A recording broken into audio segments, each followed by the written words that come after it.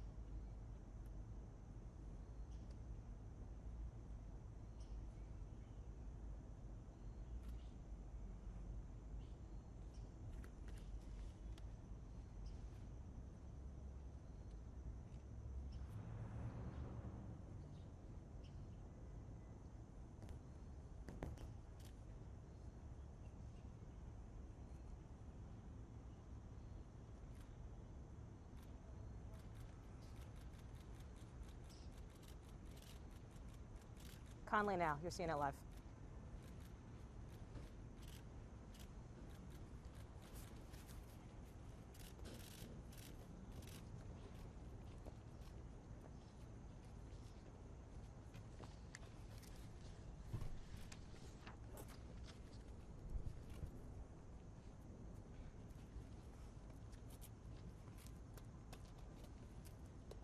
Morning, everyone. Morning. Since we spoke last, the President has continued to improve. As with any illness, there are frequent ups and downs over the course, particularly when a patient is being so closely watched 24 hours a day. We review and debate every finding, compared to existing science and literature, weighing the risks and benefits of every intervention, its timing, as well as any potential impacts a delay may have.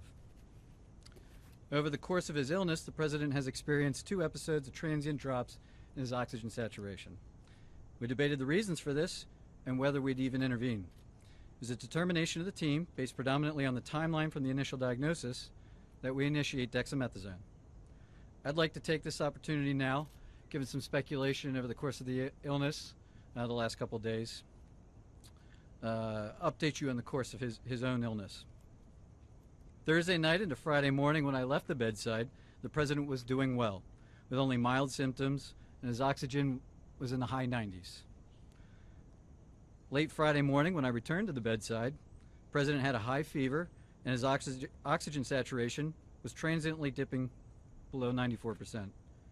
Given these 2 developments, I was concerned for possible rapid progression of the illness. I recommended the President we try some supplemental oxygen, see how he'd respond. He was fairly adamant that he didn't need it. He was not short of breath. He was tired, had the fever, and that was about it. And after about a minute, on only 2 liters, his saturation levels were back over 95%.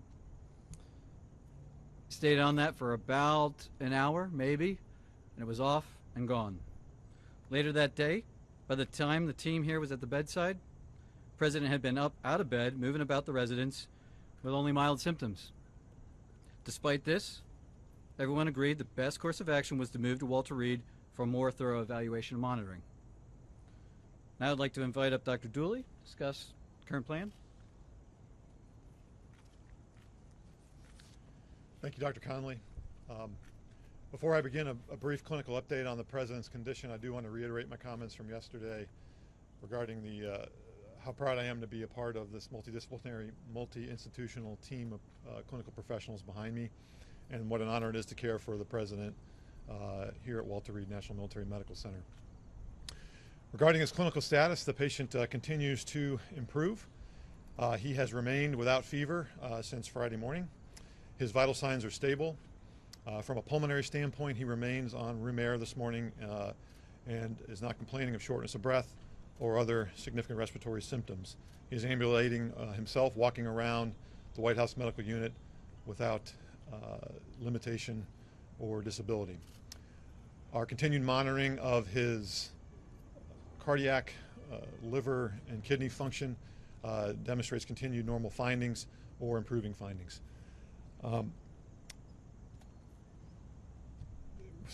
And I'll now turn it over to Dr. Garibaldi from Johns Hopkins to talk about our therapeutics and, again, our plan for the day.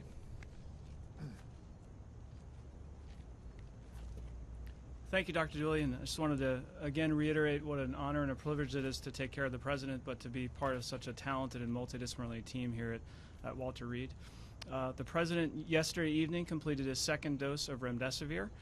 He's tolerated that infusion well. We've been monitoring for any potential side effects, and he has had none that we can tell. His liver and kidney function have remained normal, and we continue to plan to use a 5-day course of remdesivir. In response to transient low oxygen levels, as Dr. Conley has discussed, we did initiate dexamethasone therapy, and he received his first dose of that yesterday, and our plan is to continue that for the time being. Today he feels well. He's been up and around. Our plan for today is to have him to eat and drink, be up out of bed as much as possible, to be mobile. And if he continues to look and feel as well as he does today, our hope is that we can plan for a discharge as early as tomorrow to the White House, where he can continue his treatment course. Thank you very much, and I'll turn it over to Dr. Connolly for any questions. Dr. Conley? Just a moment, please. The President wanted me to share how proud he is of the group, what an honor it is for him to be receiving his care here at Walter Reed, surrounded by such incredible talent, academic leaders, department chairs, internationally renowned researchers and clinicians, including the support of Dr. Garibaldi from Johns Hopkins.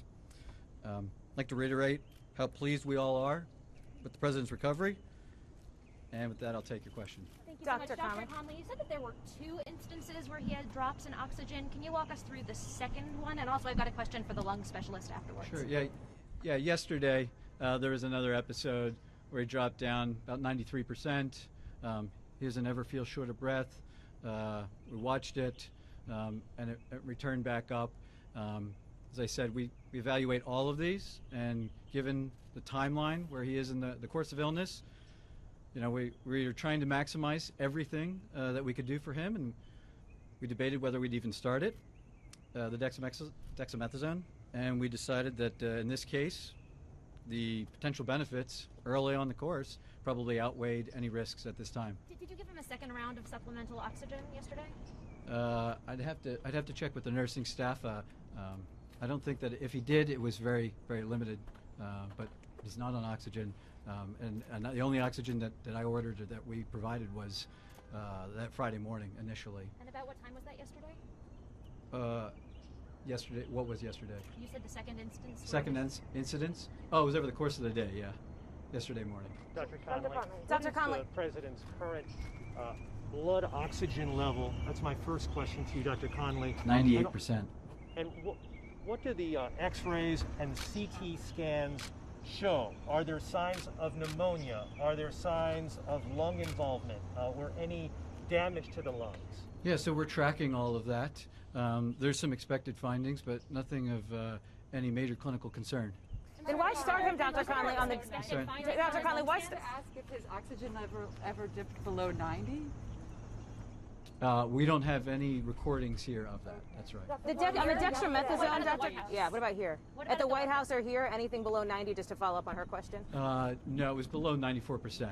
It wasn't down into the low 80s or anything. No. So, okay, so on the dexamethasone, the steroids, sir, on the lung Yesterday, function? you told us that the President was in great shape, had been in good shape and fever-free for the previous 24 hours. Minutes after your press conference, White House Chief of Staff Mark Meadows told reporters that the president's vitals were very concerning over the past 24 hours. Simple question for the American people. Whose statements about the president's health should we believe? So the chief and I work side by side, and I think his statement was misconstrued. What he meant was that 24 hours ago, when he and I were checking on the president, that there was that momentary episode of the high fever and that temporary drop in the saturation, which prompted us to act expediently to move him up here. Fortunately, that was really a very transient, limited episode. A couple hours later, he was back up, mild again. I'm not going to speculate what that limited episode was about so early in the course, but he's doing well. What are the expected findings on his lungs, and why is the president not wearing a mask in the videos and photos that have been released?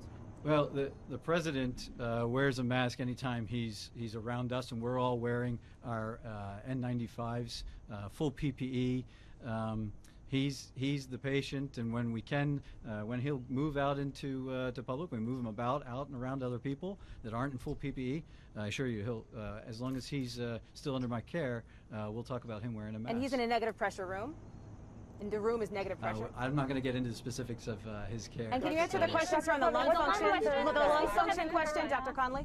I'm sorry? The lung function question. Can you talk about that and what these expected I findings? would just share that, like every patient, we perform lung spirometry on him, and he's maxing it out. We told him, see what you can do, and it's over 2,500 milliliters each time. He's doing great. Yeah. But are your scans showing any irregularities in his lungs? Are there any obesities? Are there anything? To disclose that the president had been administered oxygen? It's a good question. Thank you. I was trying to reflect the upbeat attitude that the team, the president, that his course of illness has had. I didn't want to give any information that might steer the course of illness in another direction, and in doing so, it came off that we were trying to hide something, which wasn't necessarily true. So here I have it. He is the fact of the matter is that he's doing really well.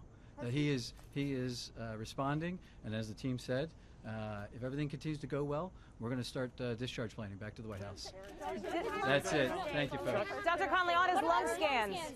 This is again, you did this yesterday. Can you please explain what you found on his lung scans? Hey, Chief, you want to Clarify? chat?